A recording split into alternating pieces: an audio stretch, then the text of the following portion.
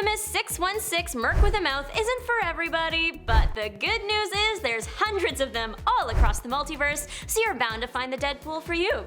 Just before we start, there's gonna be a lot of Deadpools here, of course, but every time I'm talking about our regular Deadpool, the 616 one, I will either say that or Deadpool True or something like that. Thank you, and on to Gwenpool, the ultimate it girl. She was featured on a variant cover for Deadpool's Secret Wars #2, not in it, just on the cover. Fans loved her aesthetic though, and soon she was being cosplayed all over the place. Seeing how much fans loved the character design, Marvel decided to make her the starring character in a one-shot, later a full series. Technically, she was first featured as the backup story on a Howard the Duck comic, but her first comic, just hers, was Gwenpool Special 1, and then her series was The Unbelievable Gwenpool. After that ended, she had a limited series in 2019 called Gwenpool Strikes Back. Apparently, she is from the real world. She wasn't living the life she wanted to here. She was unemployed and a high school dropout, and her bright spot was the Marvel comics. Her and her brother figured out how to transport themselves into the Marvel universe.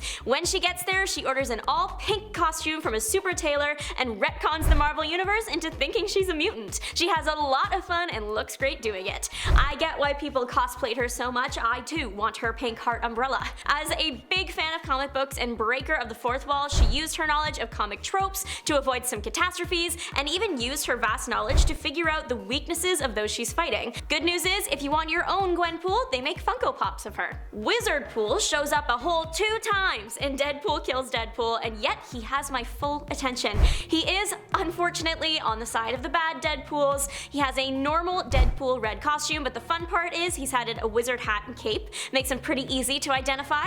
Wizardpool is very powerful. In issue 4 of Deadpool Kills Deadpool, he is seen sending an energy blast through Nightpool. Nightpool is in a suit of armor, so we know he's powerful enough to blast through Deadpool and metal. We don't see Wizardpool's demise, but at the end, it is pretty clear that only one Deadpool makes it out, and it is from 616. The only other Deadpool known to survive is Evil Deadpool. I predict that by the end of this video, Poool will be a meaningless word to me. Wolverinepool is double cool because he is both Wolverine and Deadpool. He's got all the mercenary skills of Deadpool with all the tricked out body parts of Wolverine.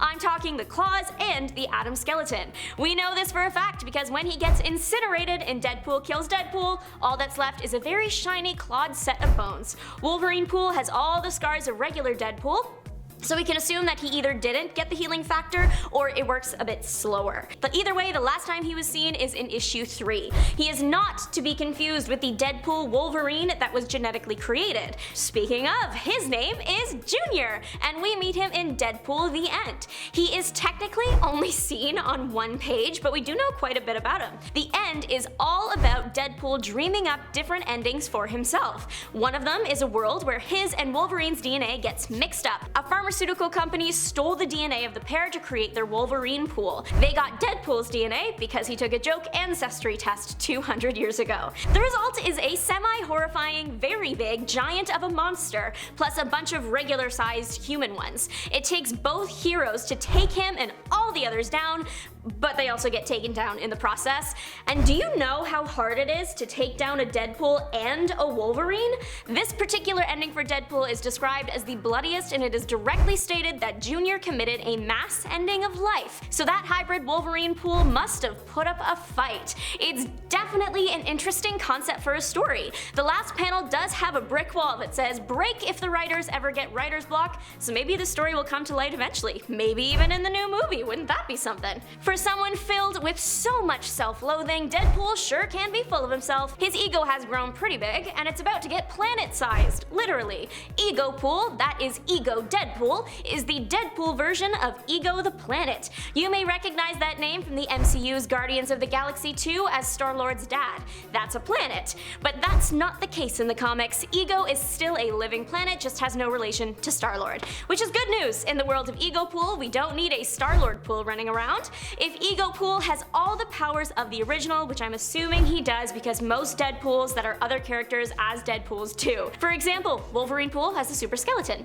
Egopool then Gwen has the ability to shape its terrain at will, can absorb living things, and shoot powerful energy blasts, plus a whole lot more things you wouldn't want Deadpool to do. He's featured right alongside Hello Kitty Deadpool, who we'll get to later. Coming in hot, all the way from Earth 51,315 is Pandapool. Panda really does come in hot. He bursts into the frame and takes out Deathlockpool in the process. His official description is, he is no mere panda, he is Pandapool, the species that endangers you.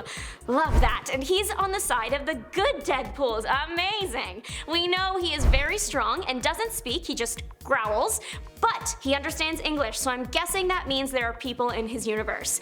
On the Marvel Strike Force website, it says Pandapool is specifically a giant panda with a love for bamboo and explosions. Pandapool can fight. He goes on a mini mission with Deadpool and takes out a bunch of other evil pools on the way. Which, do you know how hard it is to successfully take out a Deadpool again? Personally, I've never done that, so I wouldn't know firsthand, but it looks really hard.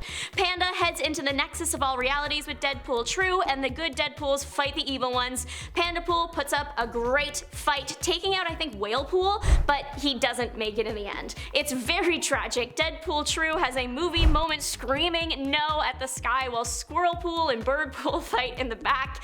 It's beautiful. Pandapool, you will be missed. You've heard of Pandapool now, but what about Birdpool? Popular Deadpool variant Dreadpool enters the nexus of all realities, a cross-dimensional gateway that gives you access to everything, every reality, even the realities between realities. So unsurprisingly, you might meet some weird versions of yourself. In this case, Dreadpool, who is Deadpool, but a Deadpool that wants to kill everything, saw himself as a bird. Birdpool is small but mighty. He's got a little mask on and a rocket on his back. He was one of the many Deadpools in Deadpool Fights Deadpool and was last seen fighting Squirrelpool. We know that at the end of it all, the only pools left were evil and dead, so I don't think the bird made it. He was a snitch though. The phrase a little birdie told me about him. He relayed the info about where the other Deadpool army was to Dreadpool. I've been calling him Birdpool, and that might not even be his name. The little guy went unnamed, so fans have assigned the name based on the Deadpool naming style. Pandapool, Dogpool, etc. In Dogpool's universe and Pandapool's universe, we think there are people. Just Deadpool is a dog.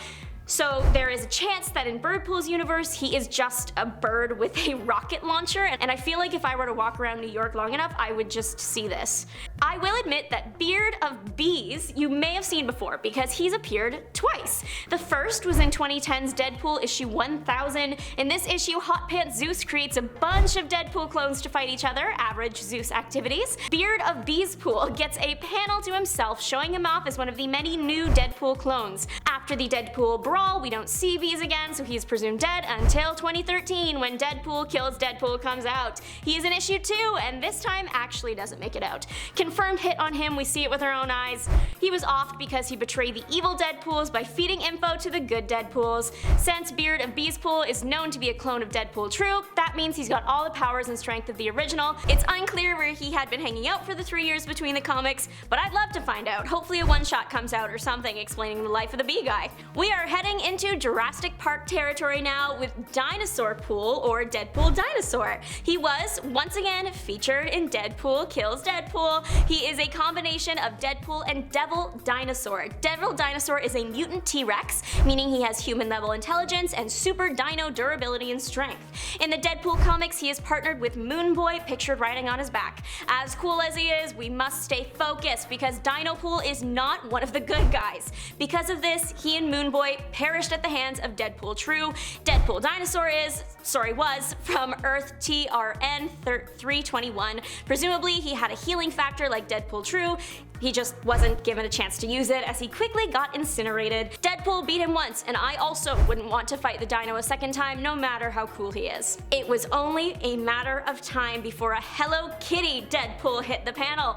Hello Kitty Pool is featured in Doom War 5 from 2010. She's so cute, she has her own little suit, ears covered, 2 swords at her disposal. In Deadpool Kills Deadpool, which came out in 2013, we learned that because Deadpool is the only character to know that the world is fake, he can technically create new versions of himself if he thinks them up. I wouldn't be surprised if that's how Hello Kitty Pool came to be. The comics and films touch on how much of a fan Deadpool is of a cute cat. There's a few variant covers of Deadpool surrounded by Hello Kitty, and in the film, some Hello Kitty lip gloss and a pretty famous Hello Kitty backpacker scene tumbling around. The only person the official Deadpool film account follows is Hello Kitty, and it's been like that for a minimum of 8 years. Disney currently does not own the rights to Hello Kitty, but I'm holding out hope that Hello Kitty Poool will make a surprise cameo in the upcoming movie Deadpool and Wolverine. Thanks so much y'all for listening along. The word pool means nothing to me now. Don't forget to like, subscribe, and make your mark on the comment section down below. Let me know your favorite Merc variant. This is Juliana signing off. See you later.